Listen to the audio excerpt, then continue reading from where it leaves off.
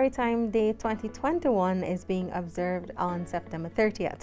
And so today we're having a conversation with Mr. Stephen Thomas. Of course, he is the Director General of the Maritime Administration Department, otherwise known as MARAD. And so, Mr. Thomas, thank you so much for speaking with us today. How are you, and welcome to the program. Well, good morning, good day to all. It's a pleasure being here, and I'm looking forward to having this conversation so we can celebrate the theme of this year's World Maritime Day, that is seafarers at the core of shipping's future. All right, so as we get into it, let me start, before we go to the heavier issues, let me ask you, I know coincidentally, a year ago you were appointed as Director of MARAD, and so, which was a Wednesday, I think it was a Wednesday, and so it was in September last year. And so when you came in, you already had a huge portfolio, tons of experience. So coming into the position, what was that like for you? Well, the transition wasn't difficult because, as you mentioned, I had experience. I began my career as a cadet with the Transport and Harvest Department many decades ago, and I served in various capacities: cadet, boatswain, mate, captain, pilot, shipping inspector, surveyor, chief pilot, harbor master, safety director, and then now Director General. So I have been familiar. I served in all the lower positions, so I was very much familiar. Then, of course, even prior to MARAD, a teenage, from time to time I would act as general manager in the 90s. So I was basically think well, the transition was very simple for me. I say congratulations on your appointment. And so I know you've had to look at new policies, being ahead of this department. In terms of the policies that you would have had to implement, policies you would have had to implement, of course, not shying away from the fact that you've had to deal with it in the pandemic and during the pandemic. So tell me a little bit about that. Yes. Well, my mandate is very clear. The Honorable Bishop Wanajil, I sub-minister or Minister Indar, we are to serve the public. We're a public servant. That message I've hammered home to my team. We are a regulatory agency. We regulate shipping. We also promote shipping, also promote and regulate port development. So for us, we treat those who use our service as customers. So that's the spirit that I have my team in terms of interacting with the public. If they have some issue, we try to get it resolved. I've given strict timelines for getting certain matters done. Like when someone comes to clear a boat or ship to sail, it should take no less than 5 minutes with my department. No pushing around. If the person lacks something, just call another section so that we can get it resolved to facilitate time. I'm pleased that we have made substantial progress in that regard. We also, in terms of ship registration, we of course do due diligence to ensure that everything is in order. We have a legal department, as you mentioned, Ms. McAllister was here earlier. She is the head of our legal department. So we have a system in place for dealing with most issues that have potential legal implications. It has to be vetted by the legal department. Then we do, but all these things are done within strict timelines, and I hope that we're able to deliver on to our customers. But the big picture is for us to deliver for the people of Guyana safe shipping, protection of the marine environment, that's from the maritime safety aspect, also efficient port services. All right, so as we go into this celebration that you're having right now, and this is not only in Ghana, obviously, this is across the world. And so I'm minded as the theme that you would have mentioned, which is seafarers at the core of shipping's future. I know initially when you were appointed into the position, you would have had to implement, you had had a short time to implement certain policies as in the new direction. When in my earlier conversation with Ms. McAllister, we were talking about how much has gone into training and development of seafarers and so on. And so I wanted to start there with you in terms of those policies that, you know, the department is aiming to fulfill now. Very good, because as they said, World Maritime Day, this year we celebrating seafarers, and we take the livelihood of seafarers very seriously. So towards that end, firstly we've appointed, we have a new position, a registrar of seafarers.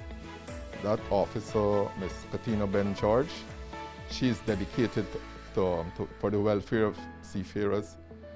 She also deals with training and certification of seafarers. So hitherto, it was just handled by our safety department, but given the emphasis we have on seafarers' safety, seafarers' welfare, training and certification, we have this specific officer, and she has a team working along with her also. So we're pursuing that. We're pursuing training for all Guyanese from across the country.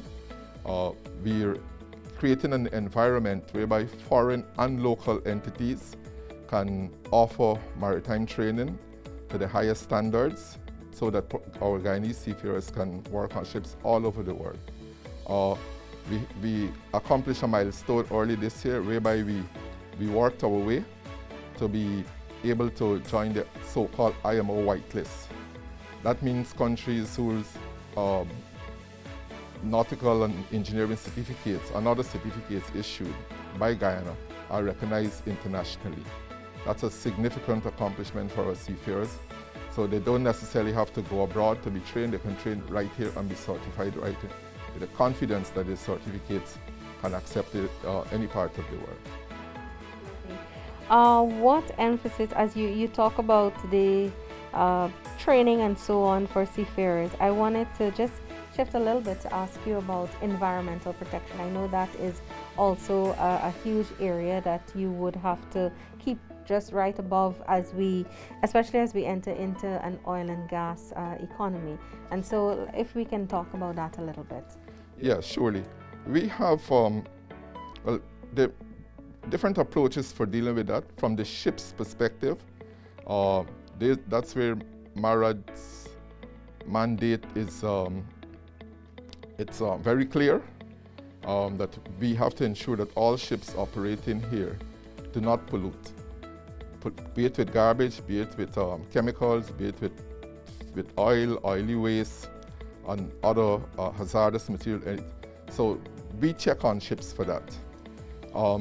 Unfortunately, because of COVID, we've withdrawn the physical check-in just so as not to expose our inspectors to potential contraction of virus, and the vice versa, for ship's crew not to interact with us from as we know. So we reduce contact. So in the era of COVID, we have not been physically visiting the foreign ships, but we do visit the local ships, and we have enforced inspection regimes to ensure that they are safe and also they don't have the potential on the normal operating time to pollute the environment.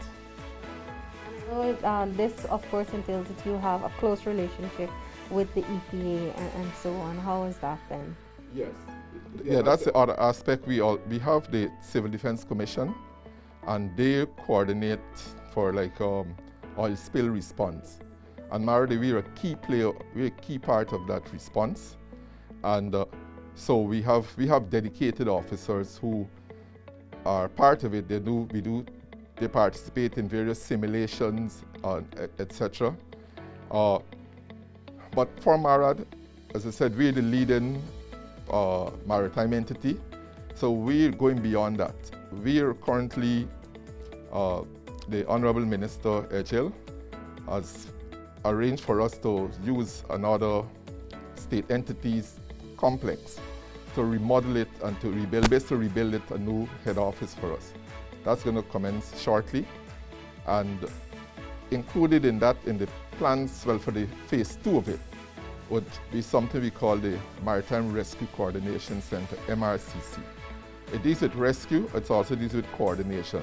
So in addition to rescuing seafarers and etc., we intend to use it to coordinate efforts to deal with oil spill pollution. There's a lot of very, very interesting technology out there to deal with, and we're hoping that as we go along, we'll be able to procure those tools that we can deal with our oil spills response, along with our other state partners. You mentioned the word rescue. It occurred to me that I haven't seen much report on accidents and so on with seafarers, and so it's just a lighter question that I want, an important question. It's a follow-up. Have we had cases of those maybe in the last 5 years, last 2 years or so that we've had to deal with? I know you would have had their measures in place to ensure seafarers' protection and so on. Have we had any of those? Yeah, we do. Unfortunately, accidents do occur all over the world. It's not unique to Guyana, but our approach is to prevent accidents from occurring, ensuring firstly that the ships are safe, and that's what the shipping inspection regime does. During the past year, we also hired a surveyor of ships, and he heads the actual physical ship inspection, he along with inspectors. He in turn reports directly to the Director of Maritime Safety. And so first I said we inspect the ships rigidly to ensure that they're sound and safe for the intended voyage. And coupled with that, that the crew is trained and certified to operate the vessel on the intended voyage. And so it's the combined effect. And we are grateful that accidents indeed is not something that we see occurring often, but there's no comfort zone. These things can happen just like that. So in addition, we do enforcement measures. We always keep a tight lid when it comes to safety. We don't compromise with that at all. And the training for the seafarers, all that is done on the Mara itself? No, Mara directly we don't do much training. Currently, actually, we're doing some training, but it's at a very rudimentary level. We're doing training like for fishermen. Fishermen in Guyana, and I guess in other parts of the world, we take this, as part of the government's policy, we try to take the service to the people. So we're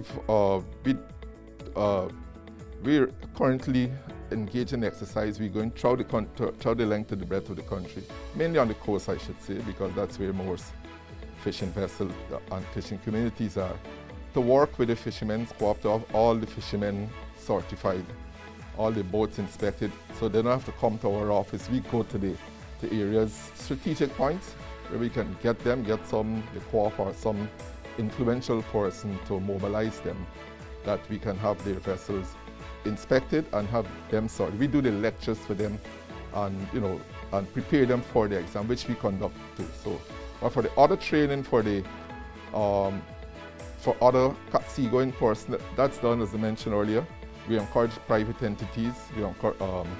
These are fully accredited entities, I must say. You can't just come and train like that. You have to be accredited. And private, foreign, and local. So we're hoping to see a great expansion in that, so that we can have much more jobs for young people, young men and women who are interested in a career at sea. Ironically, the reason that we are promoting actively the theme of this year is to get our young people to be interested in working at sea. It's a great career, high wages generally, and it's very interesting. All right, if you're now joining us, we're speaking with Mr. Stephen Thomas. He's the Director of MARAD, and of course, Director General of MARAD. And of course, this is being done because of World Maritime Day, of which is celebrated across the world on September 30th. Before my time is up with you, Mr. Thomas, I have some specific questions that I wanted to ask. And so I start with, so MARAD is at the forefront of Ghana's anticipated economic expansion brought on by the oil and gas sector, obviously. And so what challenges do you foresee for the agency, and how have you been preparing to deal with these? Okay. We have a tremendous increase in marine traffic over the past few years with the advent of the offshore oil and gas industry. There's currently a lot of activities taking place. There's currently one floating production and storage and offloading facility. And there are other exploration and things are taking place. So we have a number of supplies, over about 30 thereabout. And that's with just one FPSO. The 20th of this month, the Liza Unity is scheduled to arrive in Guyana, and it will be in position and commissioned, ready to commence production maybe early next year. So that by itself suggests or means there will be an increase in the number of supply and other vessels to service it. The question is how MARAD respond.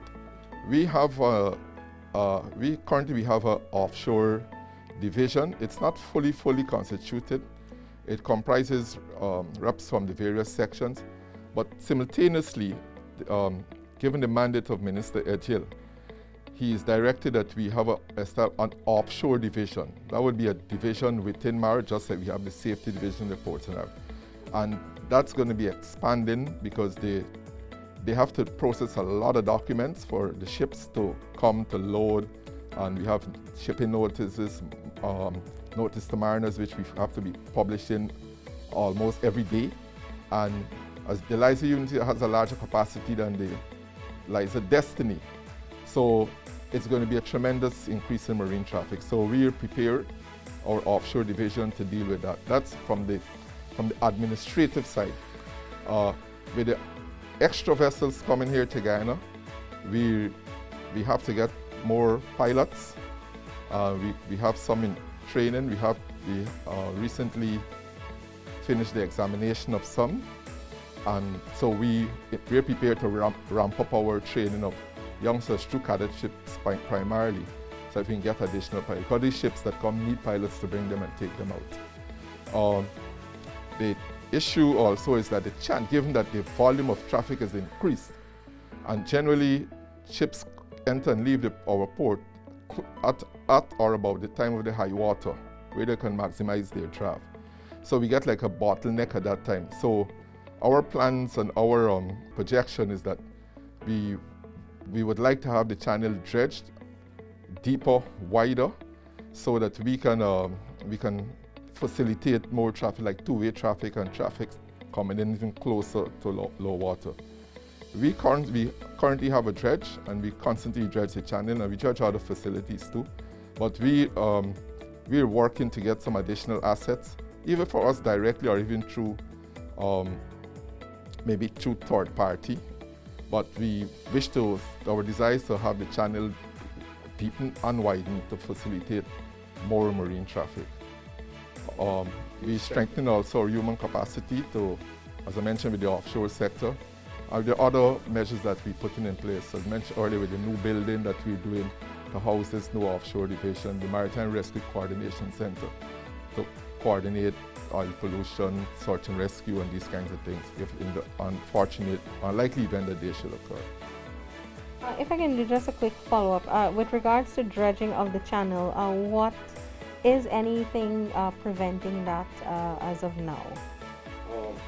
No, not necessarily. We have one dredge, the Stephen, and it's involved in multiple dredging. So the challenge is that we cannot dedicate all of our time or the amount of time we would like to dredge the Demerara main ships channel. We have the Essequibo, place in the Essequibo to dredge. We have places up in the Demerara. We have alongside the wharves, Georgetown, Barbies, Essequibo. So the dredge is fully occupied. For a second there that perhaps legislation or so would have been in play, but thank you so much for explaining that. All right, so my next question on the list is, there's a lot of buzz about local content in the offshore sector. and the readiness of Guyanese to capitalize on the many opportunities which may arise. How does MARIT intend to foster development of our local seafarers in order that they may be able to benefit from the inevitable expansion of the maritime sector? Well, as I mentioned earlier, we're encouraging training providers to train and certify seafarers to work on all vessels. That's from the practical, physical perspective. The administratively, what we're doing, and we've already insisted to the vessels that operate in our EEZ that they should register the vessels in Guyana. Because once they register in Guyana, we would be able to inspect them and survey them more, but more importantly in terms of the seafarers. We intend to work with them in consistent with His Excellency the President's repeated call for local content and local jobs, and it's for them to hire X amount of crew. But we're not yet in the position to press that because we don't have the pool of qualified seafarers to serve in the various positions.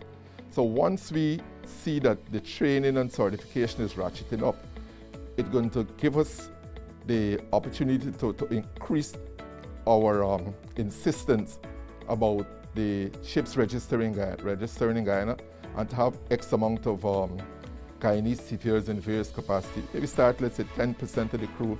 As we get more, 15%, 20%, could be senior officers, could be just ratings, but we have to provide training. All these ships, all positions on a ship can only be done by trained, certified, and the other thing, experience. So it will take time for us in Guyana to get our seafarers to a certain level because they have to build experience. It's a very, very technical job offshore there. Yeah. All right, so let me see if I can get in one more question before we go. In a world of increasing maritime trade, with larger fleets and advanced technology in shipping, is there anything specifically that MARIT has undertaken to meet the demands of the industry? Yes, because the maritime trade and ships visit ports all over the world. The same ships visit US, China, Japan, they come to Guyana. Of course, depends on the size. So they expect certain minimum standards. So what we're doing, we've invested substantially in our aids to navigation, that is marking the channels. The government has recently permitted us to sign a contract with a Dutch company, Netherlands-based company, to remove wrecks from the 3 wrecks from the harbor of Georgetown. This is going to make the channel tremendously safer because the 3 wrecks in question are extremely dangerous. So with the removal of them, it would give the seafarers, ships coming to Guyana, the confidence that the port is safe, and we're making it safer. And these 3 are just the beginning. There are other dangerous wrecks that we intend to remove. We also would, as Art mentioned earlier, ratchet up the pool of pilots so that the ships can have know that they're coming to port, they can be safely in. Communications, everything would be search and rescue, all these things we put in place to make the visit, arrival, and stay in Guyana pleasant. Thank you so much. As I wrap up, I wanted to ask you now, I know that when we talk about seafarers, it's a male-dominated environment. And so I had actually said congratulations to you earlier because you have females in a lot of key positions, right, at the department, and I must say congratulations for that. So I know that emphasis is being placed on developing and pushing women in this particular industry. So I wanted you to just give me a comment on that. And then, of course, I know that we're in the pandemic and MARIT did not escape the pandemic. And so how have you been able to navigate through these waters in the last year? Well, first, with respect to women in the maritime industry, we practice what we preach. Most of our senior managers are women. And we feel, my view is that we as the entity promoting the IMO's vision of encouraging women to serve on ships. We should lead by example, and that's what we're doing. It's not an accident that we have so many women as part of the management team, because we want to be promoting seafarers, and we hope with they being in the administration, that would encourage women to feel open, and they can speak to women. No, it's working at ships is not bad. It's a good profession. The industry has evolved a lot over the past decades. It's more women friendly. They have separate cabins. Women have their own cabins, their own facilities. Women have their own needs, and they're taken care of it. Especially with the newly built, you have to build to cater for women. And think the ship's crews, they're schooled about harassment of women. It's a very serious issue. Thankfully, worldwide we don't get much reporting, because men are more respectful and accepting of women aboard ships. We at the Maritime Administration, we have 2 female inspectors of shipping. They're seafarers, and we have a female pilot. This is all in both instances first. We have some other females. We have 2 other female engineers are training, and as I said, we intend to recruit some more cadets very soon. And we committed to the IMO's policy. IMO's insistence is that at least 50% of our intake should be women. So we will be pursuing that goal to encourage women. As I said, we lead by example. So any female interested in shipping, visit Maritime, they would see the management team is mainly female, and they're comfortable. They will be safe aboard the ships. The pandemic, how you've been able to navigate? The pandemic has affected the entire globe. We at the Maritime Administration, at first it affected our port state control regime. That is inspecting foreign ships when they visit Guyana. We don't go aboard the ships unless there's some absolute incident. So that's affected our operations. Some of the port traffic has reduced, but that's been compensated big time by the offshore oil and gas industry related vessels. We observe all the government's policy locally with respect to COVID. Also, the IMO, the International Maritime Organization, has issued some resolutions dealing with seafarers and COVID. And so we're part of it. So we facilitate the movement of seafarers in accordance with the said IMO resolutions. Mr. Thomas, thank you so much for speaking with us as we, conversate on World Maritime Day that is celebrated on September 30th. Any last parting words with us before we go? Yes. Well, I wish to take this opportunity to say a special thank you to the seafarers, both men and women who are laboring at sea. It's a very, very difficult environment, and they give their best.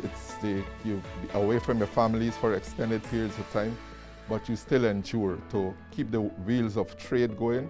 And we honor you, we respect you, and we thank you for your service. Happy World Maritime Day, and thank you to all our seafarers. Thank you so much, Mr. Thomas, and to our viewers, thank you so much for joining us.